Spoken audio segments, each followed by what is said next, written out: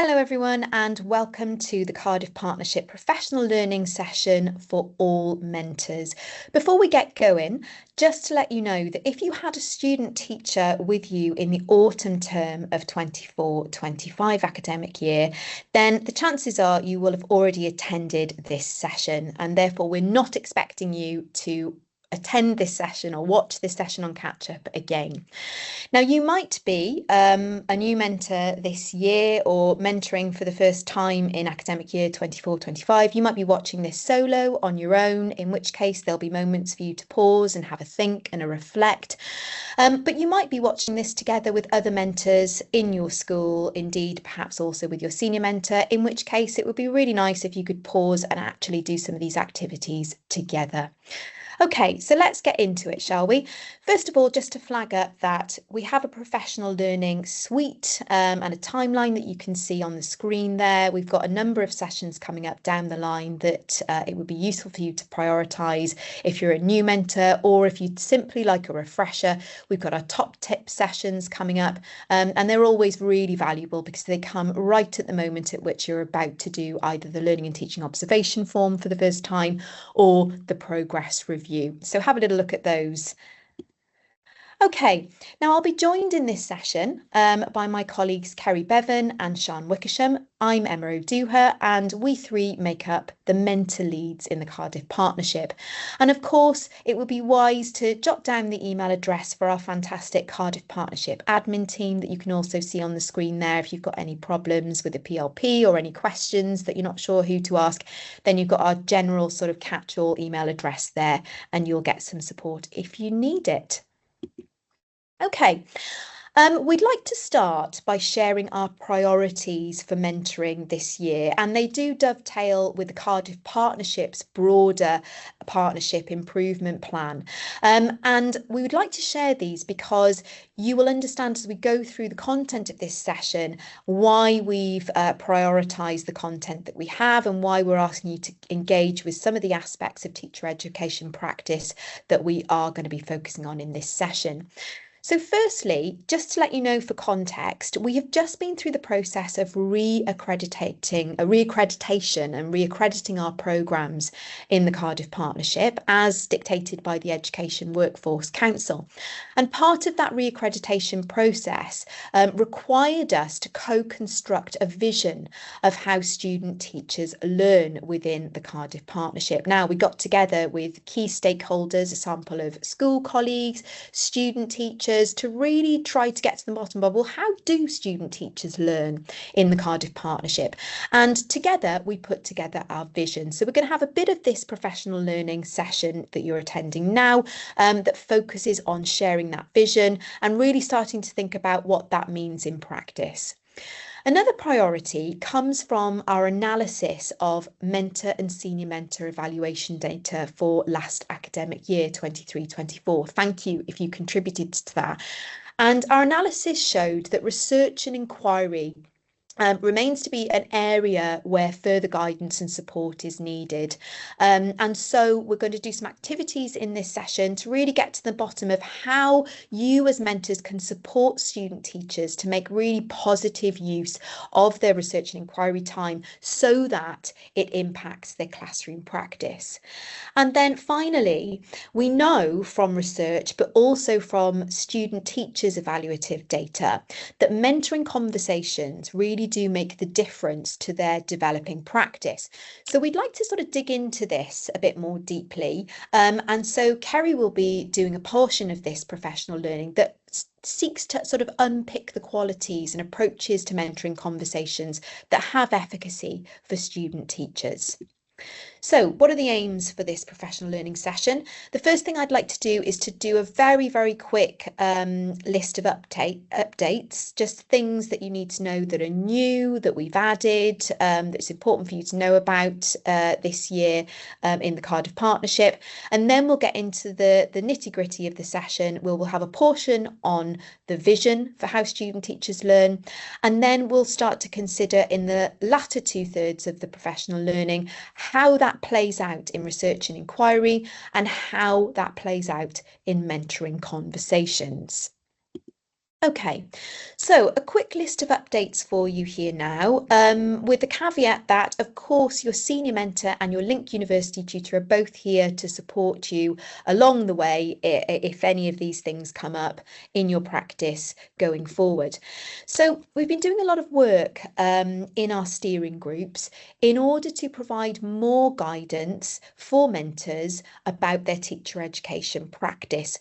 And one of the ways that we have tried to communicate some of that guidance and support is by adding another appendix, yes, another, to the clinical practice guide. So what you'll find in this year's clinical practice guide is an appendix that is aimed at supporting your practice when it comes to observations and feedback. When you're observing your student teachers, the feedback that you give to them, how you conduct those observations to really make the most of them and to ensure that they're having an impact on the development of your student teacher. Now, we know that mentors are busy people, and so you might benefit and actually appreciate different forms of content consumption. So if you are a fan of YouTube videos, then you've got a very sort of short and snappy YouTube playlist version of observation and feedback guidance, or you can access it as a podcast. We've also got a really handy crib sheet about mentoring conversations, something that's been designed with mentors that you can just sort of pick it up and use it in practice when you're having those conversations with student teachers, either before a lesson when you're looking at their lesson plan, or after when you're trying to sort of unpick what happened, what worked, what didn't work, etc. So that's all there in the clinical practice guide for you. We have a new sort of branch of the concern over progress policy and procedure this year, and it's an arm that deals with concern over attendance. I'm not going to say too much about this, but I will just briefly say that if you have got serious concerns about your student teachers' attendance, raise them with the senior mentor. They will be guided also by the Link University tutor in using and applying the concern over attendance policy. We've done a bit of work tidying up the Cardiff Partnership team site this year so that it's a bit easier for mentors and senior mentors to navigate. We have streamlined the content in the mentors and senior mentors channel. So you've got 5 tiles of just the most salient information that you will need, including the PowerPoint slides and resources that we've used in this session. So if you go to the Cardiff Partnership team site, navigate to the mentors and Mentors channel, and you'll see hopefully that we've done a bit of work to make that a little bit easier for you to navigate and use. This year's quality enhancement process, and this is the process whereby we gather data during the quality assurance visits from mentors, from student teachers that help us to sort of enhance our teacher education practice. For the last 2 years, the focus of QE has been on lesson planning, on students' lesson planning. We've changed the focus this year to focus on mentoring conversations for all the reasons that I've already mentioned. And so if you are part of the sample for QA and QE this academic year, you can expect senior mentors and university tutors to ask you some questions about your approach to mentoring conversations. This is not designed to sort of trip you up. This is just to sort of really get a sense of what the status quo is so that we can make some plans for future interventions and offer more support down the line, because we know that mentoring conversations really do make a difference to student teachers' development. Last thing as an update is a bit of a celebration really. Our evaluation data from student teachers last academic year 23-24 has produced the following fantastic results. 95% of our student teachers last academic year, and that's on the BA and PGCE, said the support and guidance they received from you as their mentors was good or excellent, which really, really deserves some celebration. And likewise, 95% of student teachers said that the opportunities to engage in dialogue with you, their mentor, to support their professional development was good or excellent. So it's another reason why we really want to dig into this. You know, if students are saying it makes a difference, it's good or excellent, what are the qualities of that? What are the approaches that are really making the difference? So we'll get into that a bit later in the session. But thank you for all the work that you do and continue to do with your student teachers, because as you can see, these stats bear it out, you really are making a difference. All right, so on to the first third of the sort of the key content of this professional learning. And this is all around our vision of how student teachers learn, which is new for 2024-25. Now, before we reveal the vision of how student teachers learn, we thought it would be appropriate to make some links to the schools as learning organisations model, because this, we feel, might be something that you as classroom practitioners with experience will be familiar with. And what we want to do is sort of trace a line really from this model to our vision, because there is some resonance with what's going on in this model. So if we have a look at some of the details, I've tried to sort of draw your attention to some of these. And the first one I'd like to focus on is establishing a culture of inquiry, innovation, and exploration. So clearly, this is emphasising the value of inquiry for teachers and their practice, the importance of teachers adopting an inquiry stance. So knowledge generated by teacher inquiry, by their innovation, by their exploration, can really make a difference to the development of the school and then meeting the needs of their particular learners. And so inquiry is something that we need to develop within our student teachers. And you'll see that it's a key tenet of our vision of how student teachers learn. Another aspect of the schools as learning organisation models that is really sort of resonates with our vision is embedding systems for collecting and exchanging knowledge for learning. So this sort of really places a lot of importance on knowledge collection and exchange. And in other words, this is knowledge development as something that is ongoing, it's dynamic, it's a cumulative process. And hopefully this is sort of really resonating with you as a teacher, someone who is sort of able to benefit from collaborating with other practitioners, from looking outside of your classroom and within your classroom to draw upon different streams of knowledge that help you to keep your practice fresh and developing and efficacious, I guess. And lastly, learning with and from the external environment and wider learning system. Now, we know that in the Cardiff Partnership, our student teachers inhabit different environments. They work within the university. They come to 2 different school placements, each with their own unique context, community. And so, like the schools as learning organisations model, our vision of how student teachers learn also places emphasis on the importance of collaboration to their ongoing professional learning, and that they're not just going to be looking inside the classroom for knowledge and skills to develop their practice. They're also going to be looking to research. They're also going to be looking to other colleagues, other departments, lots of different places where knowledge is going to be synthesized and helping them to move forward in their practice. So hopefully we've sort of set the wider context really of how this vision might fit into the bigger picture of teaching practice, and there's that sort of aspiration of the SLO model within Wales. So now let's have a look at the vision of how student teachers learn.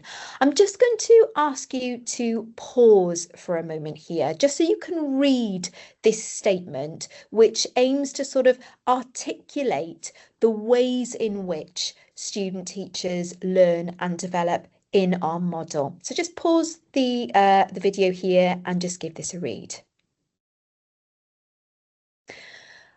Okay, so it's interesting to note that some of the things that I've talked about already in this professional learning, such as the importance of dialogue between mentors and students, comes through in our vision. So dialogue that's built around questions. We are not looking to make student teachers in our image. We're not looking at an apprenticeship model of teacher education in the Cardiff Partnership, which places a lot of emphasis on copying a more experienced other.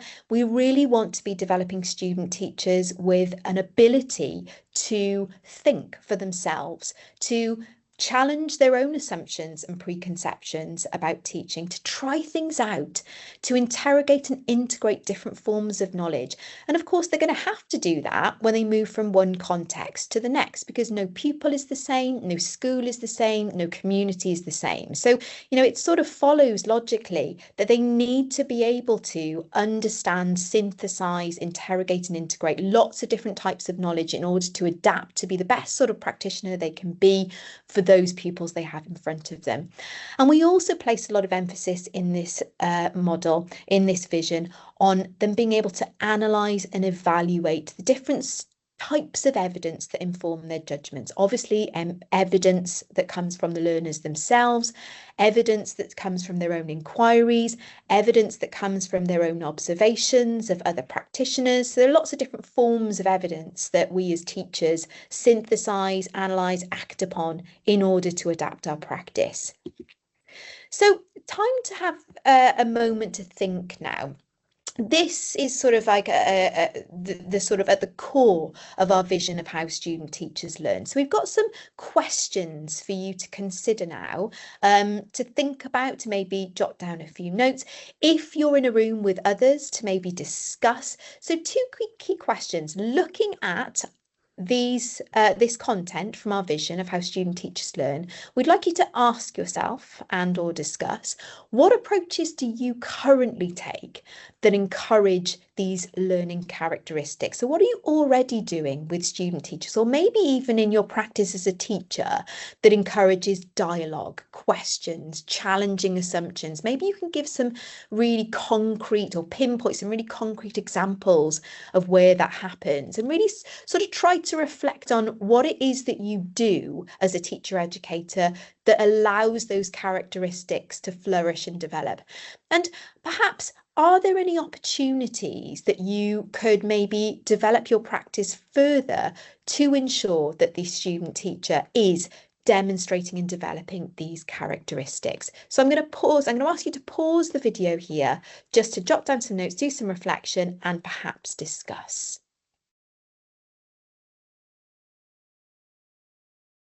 Okay, so having thought about how that vision plays out in practice, I'd just like to draw your attention now to another important aspect of our vision of how student teachers learn. It's worth mentioning that you can access the vision of how student teachers learn in full in the clinical practice guide in the appendices, so you'll find it there to read in full.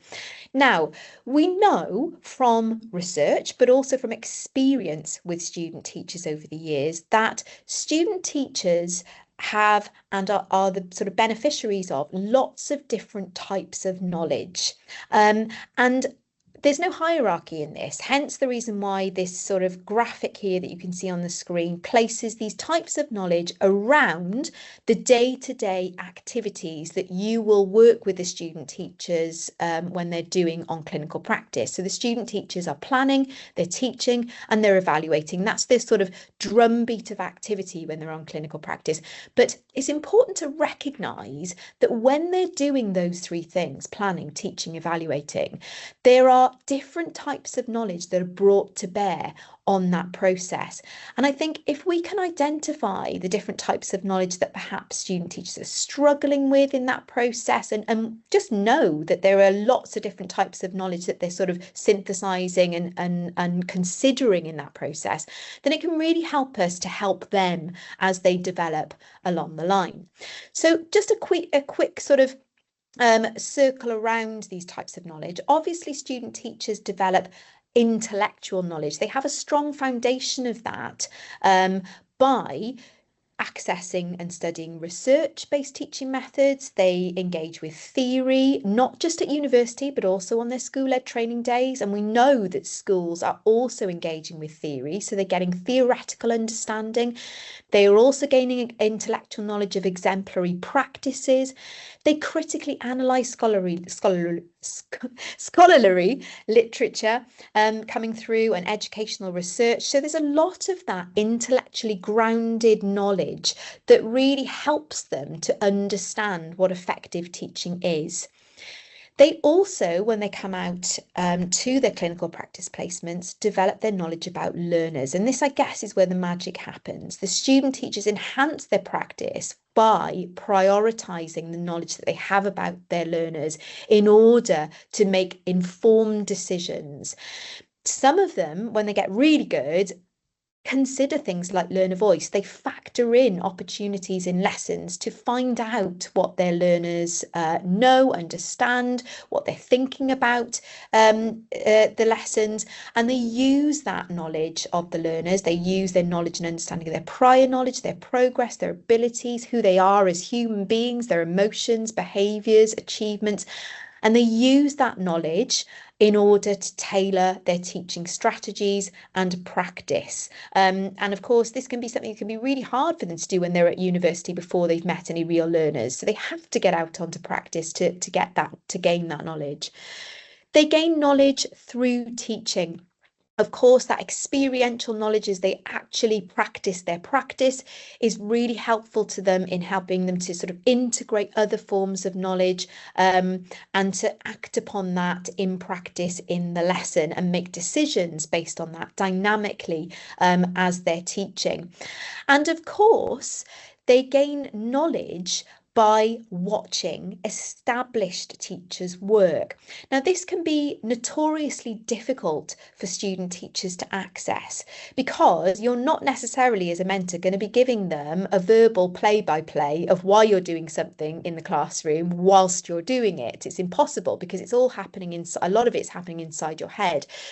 So by working closely with them and adopting methods that help them to access your tacit knowledge, that can really help them to understand and tap into your professional, practical knowledge, your sort of wisdom of practice. We know that student teachers, when they join us on the programme, possess personal knowledge. They have their own identities. They have their own beliefs about teaching and learning. They've been learners themselves. They've witnessed teaching. And so as they develop, those things are going to shape the sort of teacher that they're going to be and that they will become. So these encompass their own educational journey, their cultural influences, their personal passions, their life encounters. And so those early conversations with student teachers are going to sort of help you get to understand what kind of personal knowledge, identity and beliefs they're bringing to the table. And perhaps too, down the line, sort of cause them to question those assumptions, those beliefs. Maybe they'll change over the course of the year that they're working with you or the years on their BA programme. Knowledge gained through indirect practical learning is the last tenet that I'd like to draw your attention to. So through practical and interactive sessions, students can explore, they can discuss and debate subject content, curriculum design, pedagogy. So they don't have to be in the classroom all the time to gain that knowledge. It might be that they're doing some micro teaching or some kind of direct practice that's outside of the classroom that's helping them to practice their practice so that when they're in the moment in the lesson, they can draw upon that mental model. They've got experience of it and they can call that into action when they're working in that busy classroom environment. So albeit removed from the school classroom context, these experiences and that knowledge gained through indirect practical learning can really help them to adopt a sort of focused lens when they're examining their pedagogy with a view to helping them move on in the future. Okay, so we've covered a lot of ground there with regard to the vision of how student teachers learn. There's a lot more that you can dig into in the vision itself in the clinical practice guide. But now we're going to move on to see how that vision plays out in research and inquiry. I'm going to pass over to my colleague, Sian Wickersham now, who's going to take us through the next phase. Thank you, Emma, and hello, everybody. So, as Emma said earlier, research and inquiry is a part of the clinical practice model that often student teachers and mentors request additional support with. So we are going to be focusing our next part of the session on this area of clinical practice. And we're going to start with a little bit of time to think about what is the value of research and inquiry and what are the challenges? So in a minute, I'm going to ask you to pause this recording and either reflect on your own or talk to the people that you're with on the value of clinical practice. And I want you to consider a few things. I want you to think about you and your practice. How does research and inquiry help you pedagogically and with your wider role? Can you think of a time when your own research and inquiry has impacted your practice? The second thing, how does it add value to your school and your community of learners? Perhaps you've been involved in some projects in your school. Maybe your cluster has trialled a new approach and this has impacted your classroom. And then the third thing I want you to think about is how does it help novice and early career teachers, those that are just starting out? I know that we've probably got some experienced mentors in the virtual room. How have you seen the impact of research and inquiry in the classrooms of new teachers? Newer mentors, think back to your early days in the classroom. What was the value of research and inquiry to you? So pause the recording now and have a think about those questions and discuss if you're in a group.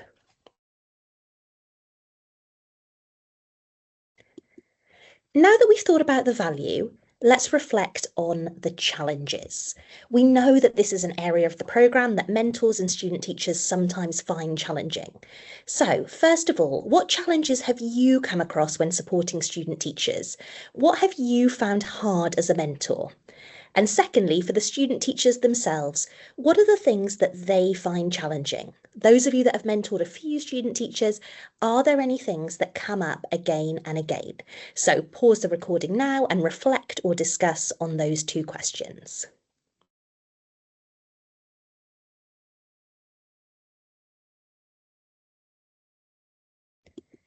Now that we've had a chance to reflect, let's go through our expectations around research and inquiry, because it's really important to make sure that we're all on the same page with our understanding of what the research and inquiry expectations of student teachers are.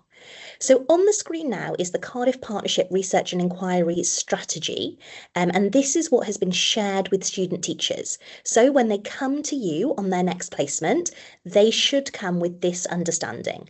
So take a minute to read on the screen.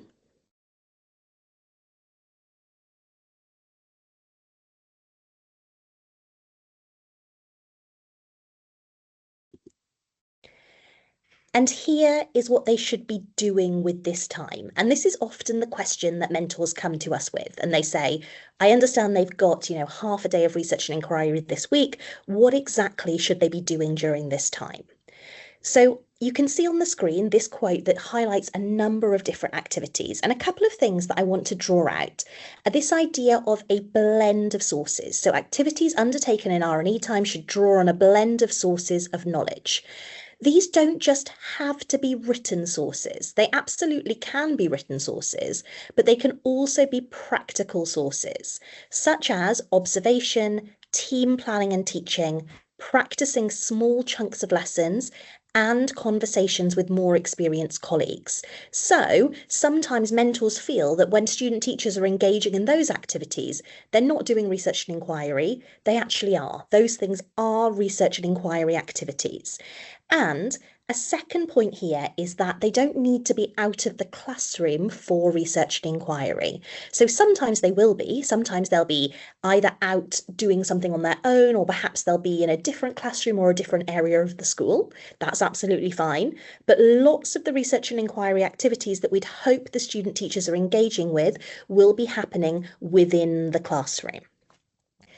And the next thing I want to discuss is the fact that you as a mentor can direct research and inquiry. So as part of your role, when you're having your mentor meetings with your student teacher, if there's something that you think they would benefit from doing or observing or practicing, you can suggest to the student teachers that they do that in their research and inquiry time. Also, the student teacher will direct elements of research and inquiry. So they might come to you with something that they want to do, something that they want to observe, something that they want to practice, and that is okay as well. And often through the course of clinical practice, as a mentor at the beginning, you might need to be more directive at the start, but then gradually the student teacher will become more independent as they go through. Sometimes you might have a student teacher that is great at research and inquiry and directing their own time. That is absolutely fine. You are able to let them direct that time. Other times you might have student teachers that do need a little bit more scaffolding, a little bit more support with this. And this brings us to this last question in bold. Research and inquiry is not separate from improving teaching. It should contribute to student-teacher development in the classroom. Research and inquiry's purpose is to improve the teaching of your student teacher. And if this isn't happening, this is when you might need to provide some additional support for your student teacher. And so if you feel that you're able to do that, that's great. If you yourself feel that you need some more support, you can ask for support. You've got your senior mentor and you've got your university tutor as well. So if it gets to a couple of weeks into clinical practice and you're feeling like research and inquiry isn't having an impact on the student teacher's practice, do seek that additional support there. And we are going to do a couple of activities together now, which hopefully will support you and develop your confidence in supporting your student teacher with clinical practice and research and inquiry within that. So we've got a task here where we're going to be looking at one of the professional learning strands. So I want you to have a look at this standard that's on the board, take a minute to read.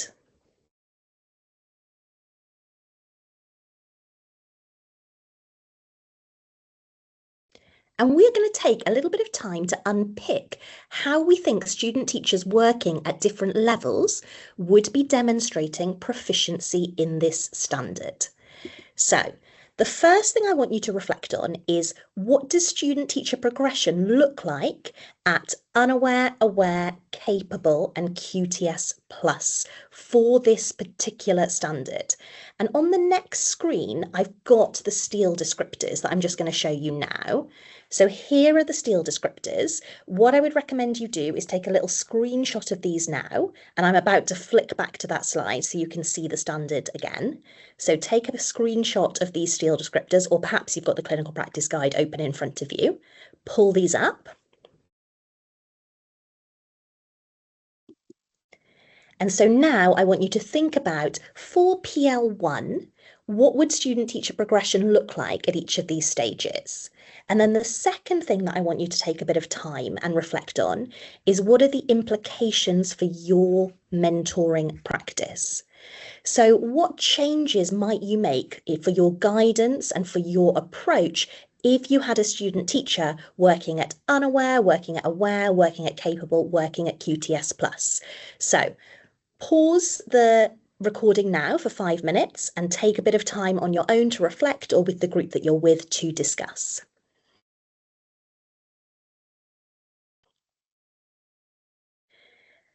Okay, welcome back. I hope you had some good reflection time or some good discussions. A couple of points that I like to bring up here, and hopefully this came up in your reflection or your discussion, is that often it will be those students working at unaware and aware who need more guidance on how to link theory to practice. So usually we would see that at the beginning of clinical practice, and we'd see their competence develop through. But sometimes you might have a student teacher that struggles particularly with this element of the course, and they might need that more guidance. As I said earlier, you are able to set these research and inquiry tasks, and you should do so. So hopefully you've been thinking about tasks that you've set or you can set in the future. Students that are working at Capable and QTS Plus will likely have themes that they wish to explore. This is something that should be encouraged, and it can be done with different year groups or different departments. So don't feel like you can't let your student teacher go into different places in the school. If it is appropriate and if that is something that they want to explore, that is absolutely something that we would encourage. And student teachers should be sharing their progress in research and inquiry with their mentors during mentor meetings. So on the mentor meetings tab on the PLP, there's a little section that's about research and inquiry. The student teachers should be coming to that meeting ready to discuss their progress in research and inquiry with you, so that hopefully you should be able to see their development through the standards, through unaware, aware, capable and QTS plus. And we're going to explore this a little bit more now through some scenarios. So I've got 2 scenarios here, and what I would like you to do is I'd like you to read through these scenarios and discuss, if you were the mentor of these student teachers, what are some approaches that you might take. So we've got scenario 1 here. This student teacher is unsure of how to make the best use of R&E time, and you're concerned that it is pulling them away from the classroom and not impacting their classroom practice. So how can you support that student teacher? And then scenario 2, the student teacher is struggling with an aspect of their pedagogy. Perhaps this could be refocusing learners who are disengaged or off task. You can think of an aspect of pedagogy that you've come across as a challenge for student teachers. You want them to make productive use of their R&E time to address this issue. How can you help? So pause the video now and take a little bit of time to reflect on this or discuss with the group that you are with.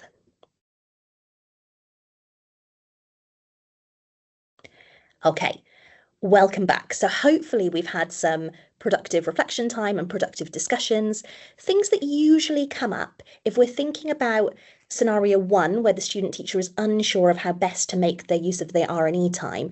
Perhaps the student teacher is unclear on what they should be doing in that time. So that list of things that we've discussed, and we've got our research and inquiry explained appendix as well in the clinical practice guide, perhaps giving them a little bit more guidance on what it is that they should be doing might be helpful here. Perhaps they're struggling with their wider workload. Maybe they're using the time for planning, for making resources. Maybe they're not sure what to focus on. And this is where that mentor meeting might be really helpful, where you can unpick this and perhaps give them a little bit more guidance on exactly what it is you would like them to do. Sometimes being a little bit more directive even with the type of task you want them to complete. I want you to go and observe in this classroom, and then I want you to write up one reflective model based on that observation. Sometimes that can be really helpful here. Perhaps the student teacher doesn't see it as a valid use of their time. Maybe they're feeling guilty about being pulled away from the classroom. And this is where you as a mentor can be really reassuring here, because you can think and discuss with them how this particular act, this research and inquiry activity, will support them with their practice. This second idea here, this second scenario where the student teacher is struggling with a particular aspect of their pedagogy, what usually comes up here is you as a mentor facilitating different opportunities to focus on this particular aspect. So perhaps you've got a reading that you might recommend. Perhaps there is a colleague who you know is particularly strong in this area.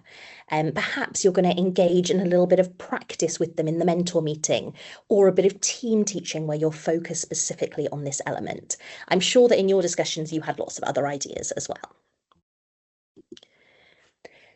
The next thing that we are going to do is we're going to share an extract from a Emma and Tom Talk Teaching podcast. And we've got one of our senior mentors, Lauren Rees, discussing research and inquiry in her school and how she approaches this. It's about a 7-minute clip that is going to be in the video now. And as you are listening, I want you to have a think about any approaches that you take with student teachers to support the efficacy of their R&E activity.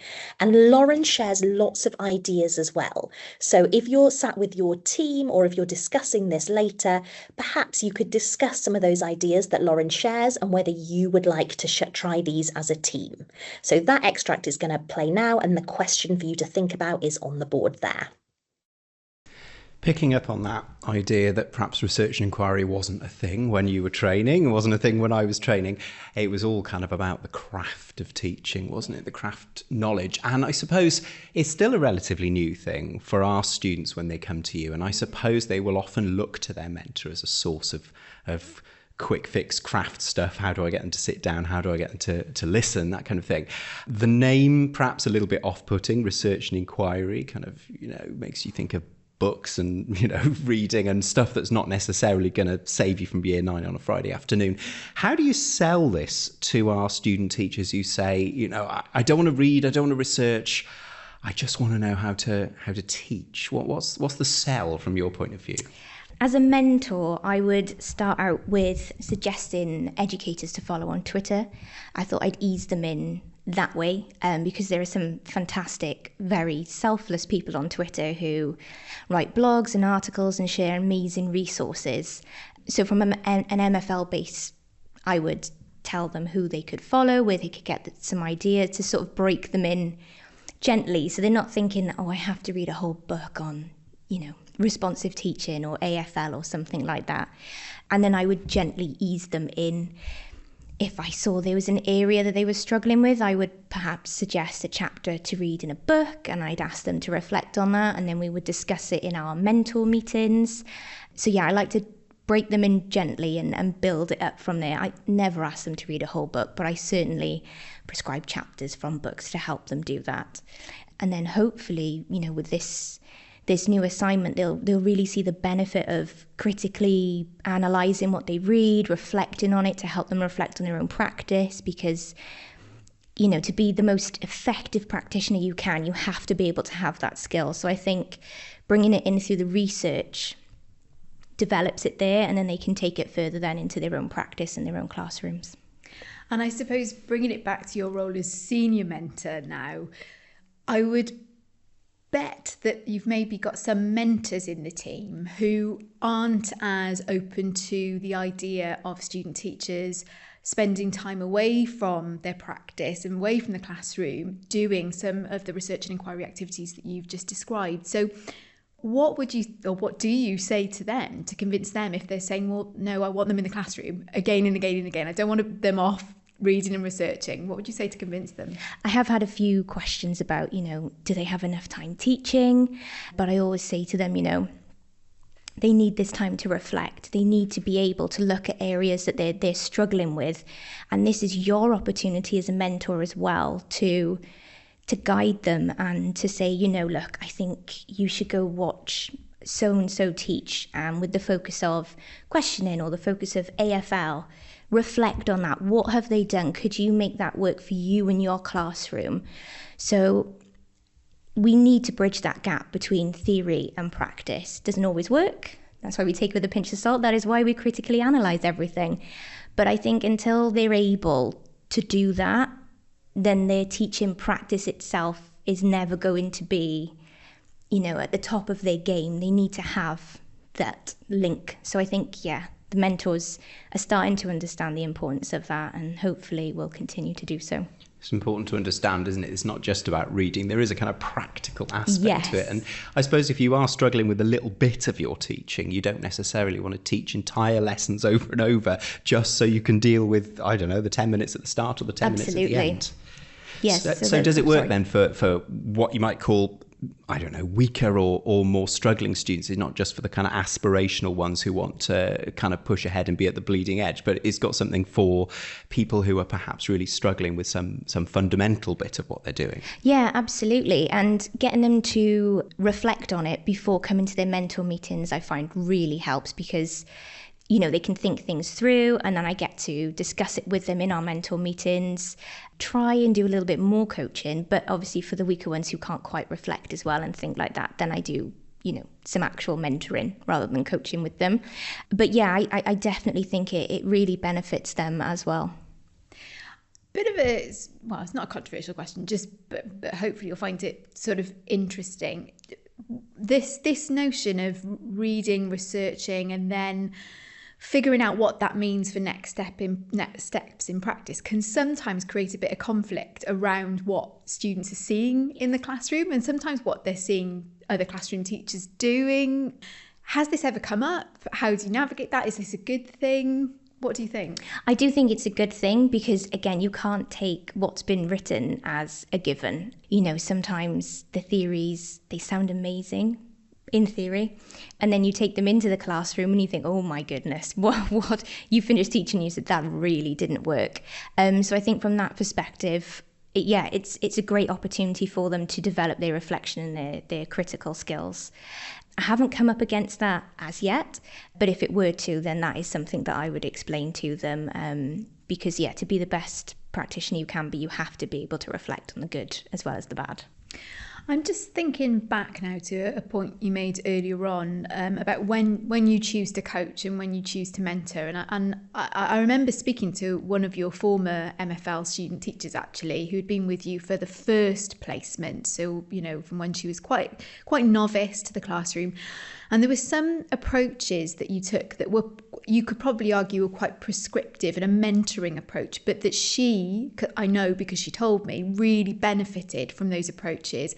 I think you asked her to do a specific bit of reading and then do some deliberate practice. Tell us about the approaches that you take specifically with novice teachers with research and inquiry. Usually in CP1, it is more of a mentoring kind of role because they are so new to everything. They haven't done that much reading, so they don't have that much experience and the ability to, as you would in a coaching conversation, reflect that deeply and have, suggestions, solutions that they can go to. Generally in CP1, I will offer more advice and suggestions and point them in the direction of particular chapters to read or interventions to try, strategies to put in place. When it comes to CP2, generally you can start to do a bit more coaching because they've had that experience in CP1. But again, it all depends on the student in front of you. Sometimes I need to do a mixed approach. Sometimes I have to take it back to more mentoring than coaching. So yeah, it does depend on the student in front of you. So, now that we've had a bit of time to explore research and inquiry, I've got a few top tips for supporting the translation and integration of knowledge gained through R&E. And if there's anything else that has come up through your discussions as well, add that to our virtual list here. First of all, you're going to need to consider the learning needs and abilities of the student teacher in front of you. It might be that you had a student teacher on the last placement where you had a student teacher who was brilliant at research and inquiry, and perhaps you're used to a level of independence that some student teachers have.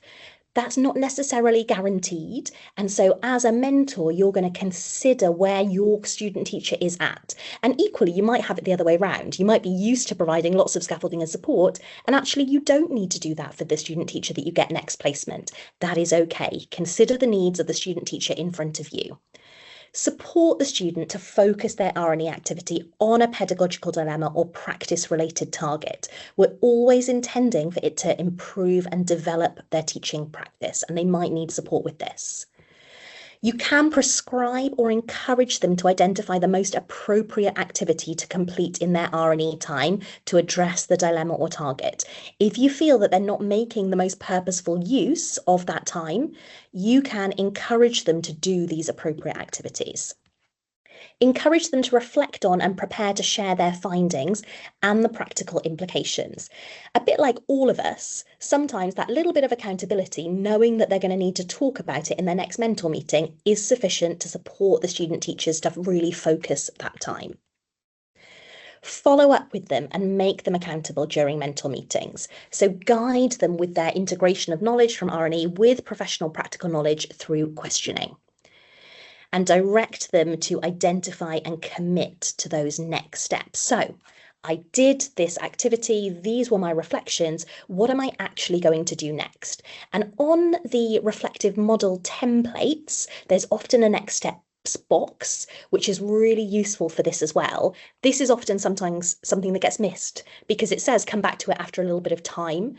So you directing them to identify and commit to those next steps can be really useful. We've also got some additional resources that might support you and support your student teacher in research and inquiry.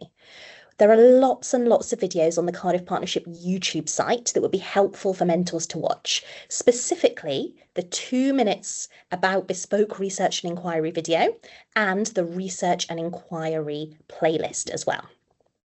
We've got the clinical practice guide. I've mentioned Research and Inquiry Explained. It is an appendix there, and it is specifically designed to support mentors and student teachers in understanding research and inquiry. And then we've got supporting student teachers in university assignments as well. So there's some guidance in the clinical practice guide on that.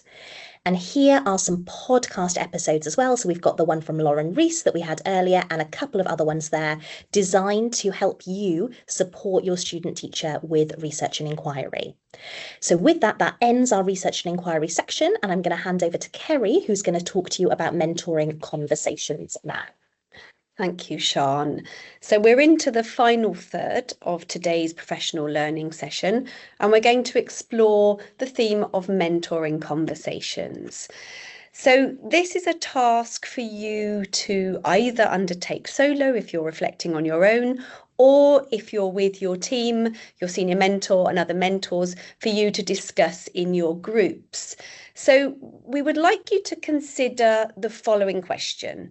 We would like you to consider about the different types of feedback conversations that can take place, and when and why these different types of feedback conversations might be useful. Why might we change our approach?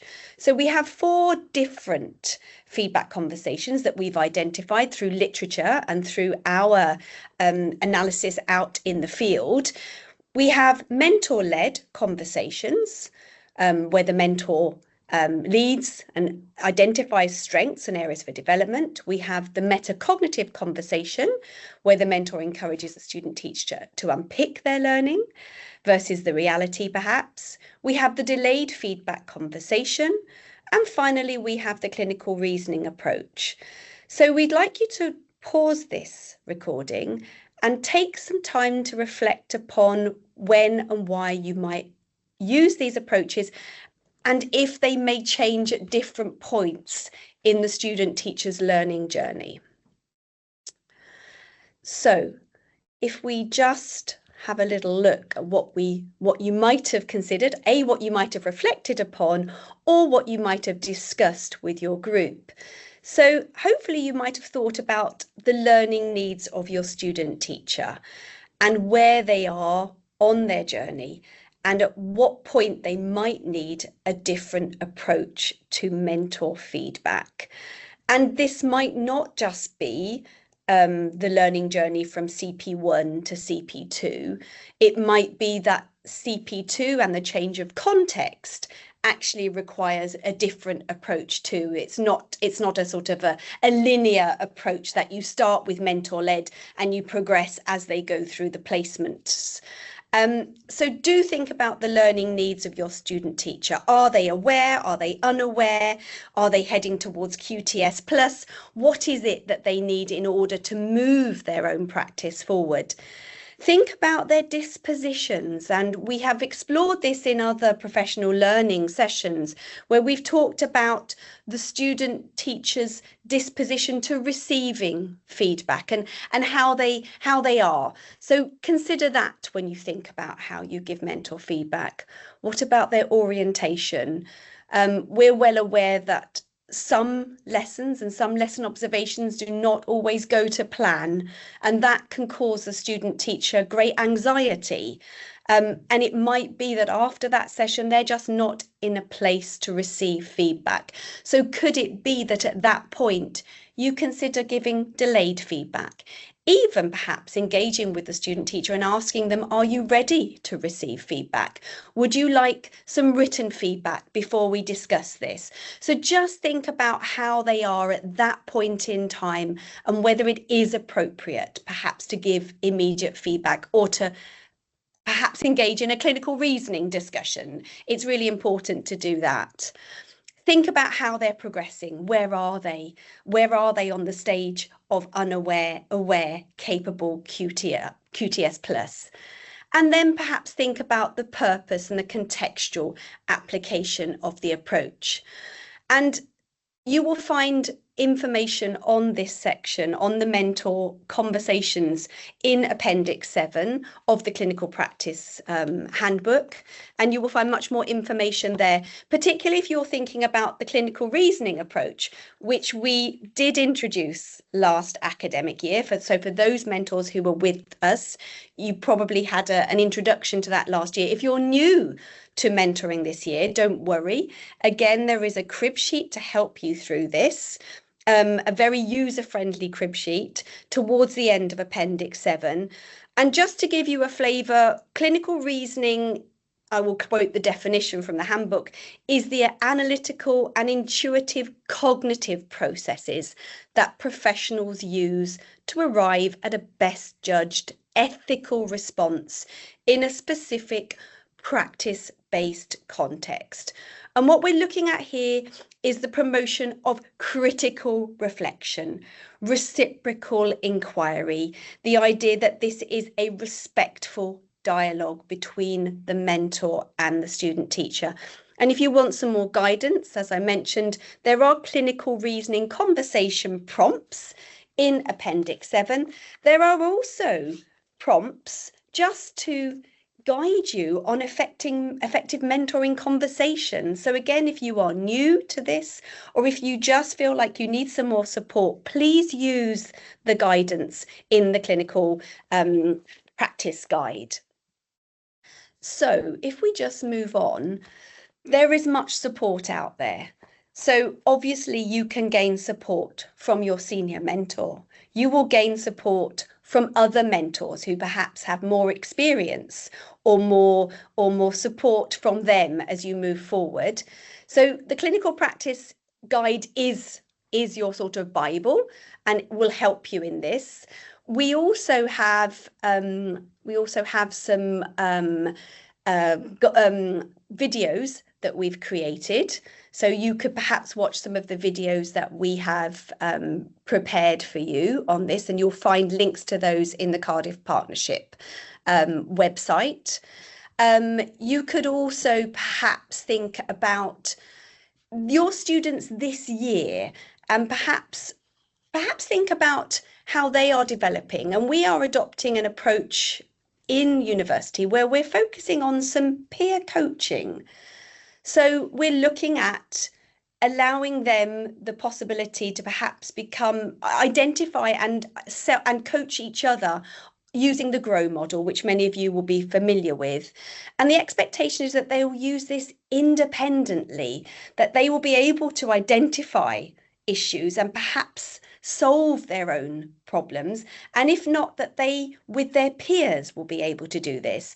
So perhaps this is an approach as well that you could use in mentor conversations. Rather than telling them the answer, perhaps think about the GROW model and think about whether, what is the goal, asking them to identify the goal that they would like to achieve, asking them what the reality is, and asking them to identify the options that are available to them. So think about that when you are approaching your mentoring conversations throughout the next clinical practice.